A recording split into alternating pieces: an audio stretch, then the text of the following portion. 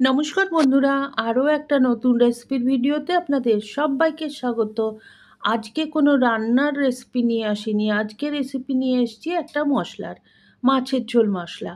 বাঙালি বাড়িতে মাছের ঝোল তো হয়েই থাকে, এই মশলাটা ব্যবহার করলে কিন্তু খুব সহজে আপনারা মাছের ঝোলটা বানাতে পারবেন। এর জন্য লাগবে এরকম 2 চামচ, একটা টিস্পুন আর একটা টেবিল স্পুন। আর আমি প্রথমে এখানে একটা প্যান বসিয়ে দিয়েছি গ্যাসে, নিয়েছি 2 টেবিল স্পুন গোবিন্দভোগ চাল। আর এই চালটা কিন্তু আমি আগেই ভালো করে ধুয়ে জল ঝরিয়ে শুকিয়ে নিয়েছিলাম, আর এখন একটু ড্রাই রোস্ট করে নিচ্ছি। সামান্য সময় একটুখানি নাড়াচাড়া করে নেব, যাতে করে চালটা একদম মচমচে হয়ে যায়, কিন্তু কোনো কালার আসা চলবে না। এখন বাটির মধ্যে তুলে নিয়েছি, আর ওই প্যানের মধ্যেই দিয়ে দেবো 10টা শুকনো লঙ্কা আর 2টো বড় বড় সাইজের তেজপাতা। আমি এখানে একটু কাঁচি দিয়ে কেটে দিচ্ছি, তাতে করে ভাজার সুবিধে হবে। আপনারা যদি তেজপাতার সাইজটা ছোট পান তাহলে এটা 4টে দিতে হবে। এটাকেও ভালোভাবে আমি ভেজে নিচ্ছি, আর আঁচ কিন্তু একদমই বাড়ানো যাবে না, একদম লোতে থাকবে। 5টা লবঙ্গ, একটা এলাচ, 1 টেবিল চামচ আমি দিয়ে দিলাম মৌরি। মোটা দানার মৌরিটা ব্যবহার করেছি, অনেকে একে মিষ্টি জিরেও বলে থাকেন।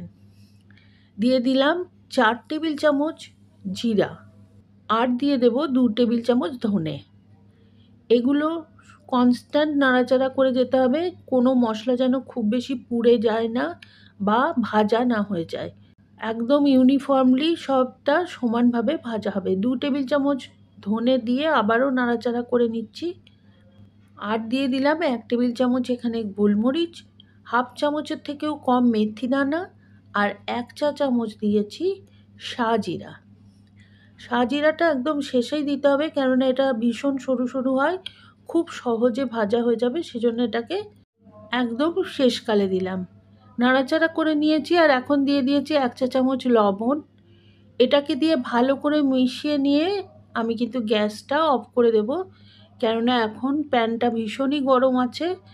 এই অবস্থায় সমস্তই কিছু কিন্তু ভাজা হয়ে যাবে। আর দেখুন, এখন আমি দেখিয়ে দিলাম যে একদম মরমরে হয়ে গেছে তেজপাতাটা, শুকনো লঙ্কাটাও তাই। এখন যে চালটা আমি দিয়েছিলাম সেটা দিয়ে দিলাম, আর খুব ভালো করে নাড়াচাড়া করে মিশিয়ে নিচ্ছি। গ্যাস কিন্তু বন্ধ করে দিয়েছি।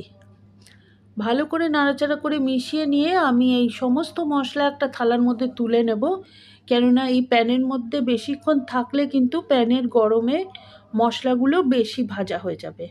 আর এই থালার মধ্যে আমি এখন এটাকে ভালো করে ছড়িয়ে দেব, যাতে সুন্দরভাবে ঠান্ডা হয়ে যায় তাড়াতাড়ি। আর তারপরে ব্লেন্ডার জারে দিয়ে একদম মিহি একটা গুঁড়ো তৈরি করে নেব, এবং এই গুঁড়োটা আবারও কিছু সময় রেখে দেবো ঠান্ডা হওয়ার জন্য, কারণ ব্লেন্ডার জারেও কিন্তু মশলাটার টেম্পারেচার কিছুটা বেড়ে যায়।